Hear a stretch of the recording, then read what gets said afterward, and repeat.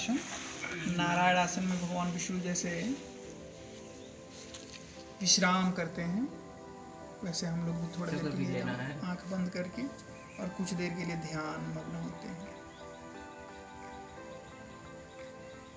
ये भी विश्राम के लिए बहुत ही अच्छा होता है, दोनों साइड से कर सकते हैं।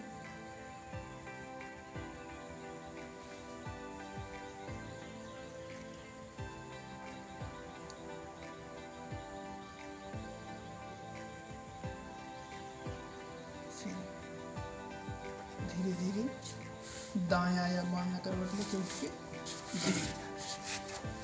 ये हम लोगों का आसन का क्रम रहा आज का।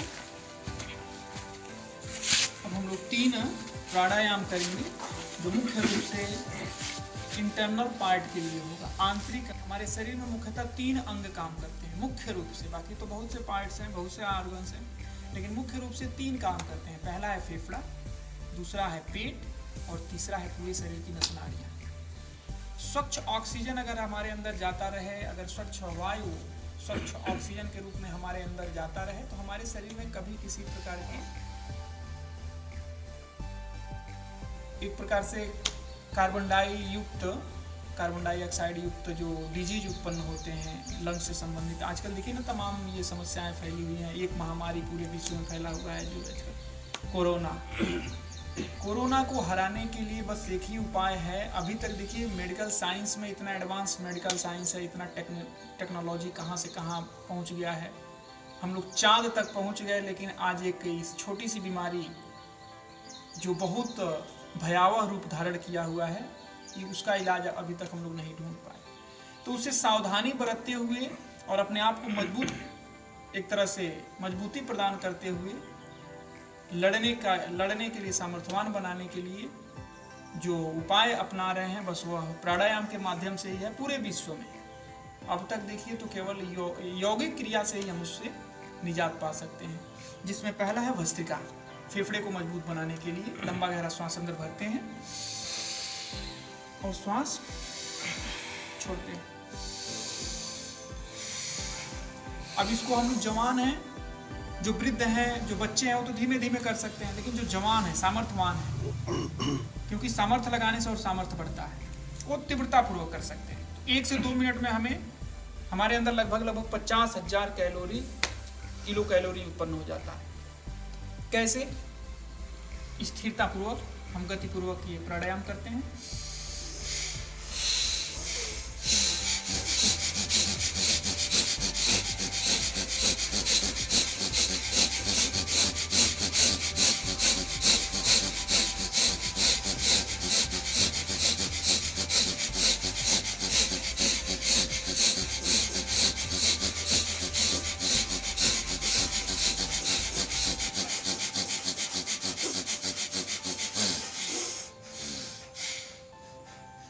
एक से 2 मिनट में ये भस्त्रिका प्राणायाम हमारे पूरे डायफ्राम को स्वच्छ कर देता है, एकदम के लिए बहुत अच्छा है।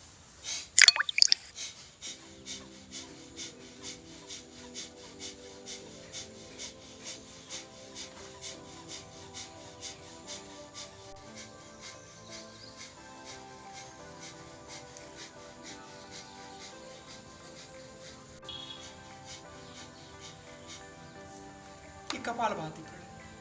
कपालभाति प्राणायाम से कब्ज, gas, acidity, hypertension, migraine, thyroid, cholesterol, cancer तक ठीक हो जाता है कपालभाति से। कपालभाति प्राणायाम बहुत ही अच्छा प्राणायाम हमारे अंदर एक प्रकार से अग्नि को प्रदीप्त करता है और जितनी भी व्याधियां होती हैं उनको दूर कर देता है, उनको भस्म कर देता है एक प्रकार से। तो कपालभाति प्राणायाम बहुत अच्छा प्राणायाम है। इसको हम टुकड़े टुकड़े में भी कर सकते हैं। स्टार्टिंग में अगर गतिपूर्वक ना हो पाए तो 30 सेकेंड का एक वो बना लें, या 90 आवृत्ति का वो बना लें कि 90 आवृत्ति किए।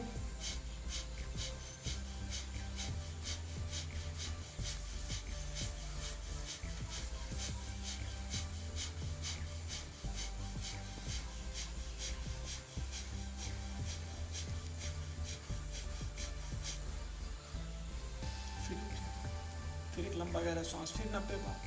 तो ऐसे धीरे धीरे हम 150 बार कर सकते हैं, 300 बार कर सकते हैं। तो ये बहुत ही अच्छा अभ्यास होता है कपालभाति का। फिर अनुलोम विलोम प्राणायाम। दाएं हाथ को उठाएंगे और वायु मुद्रा धारण करेंगे। दाएं नासिका को दबा के बाएं से श्वास अंदर और फिर बाएं को दबा के दाएं से श्वास बाहर। इसको भी हम गतिपूर्वक कर सकते हैं तो विशेष लाभ होता है।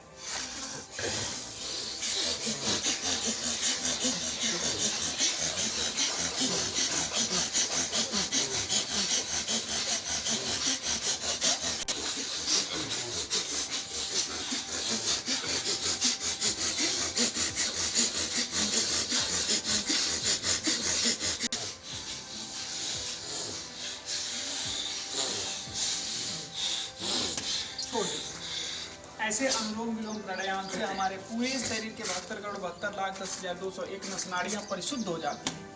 अब आप बताइए, जो इतना तीव्रता पूर्वक गतिपूर्वक प्राणायाम करेंगे, आसन करेंगे, तो कभी उनके फेफड़े से संबंधित, श्वसन क्रिया से संबंधित कभी समस्याएं उत्पन्न होंगी? कभी नहीं होंगी।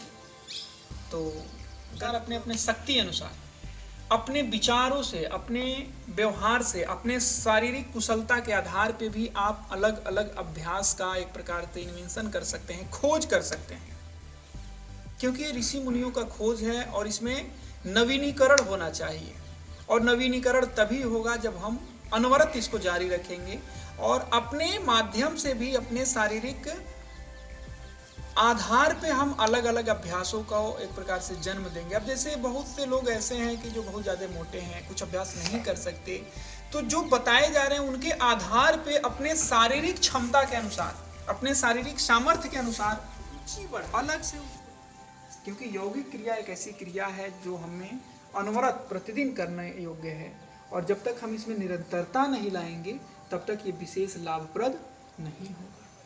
तो खैर, ये योग एक संपूर्ण पद्धति है, संपूर्ण जीवन जीने की एक कला है। इसको 1-2 दिन में, 3 दिन में, 4 दिन में, 5 दिन में हम अपने जीवन में समाहित नहीं कर सकते, लेकिन हाँ, एक निरंतरता बना सकते हैं, एक आदत बना सकते हैं।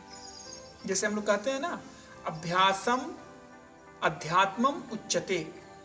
अभ्यास से अध्यात्म की तरफ बढ़ते हैं और अध्यात्म से जीवन में निरंतरता आती है। इसलिए अभ्यासम अध्यात्मम उच्चते, अर्थात श्रेष्ठता की तरफ हम लोग बढ़ते हैं। तो आज के लिए सुविचार को यहीं पे विराम देते हैं। सबको ओम नमस्ते, धन्यवाद।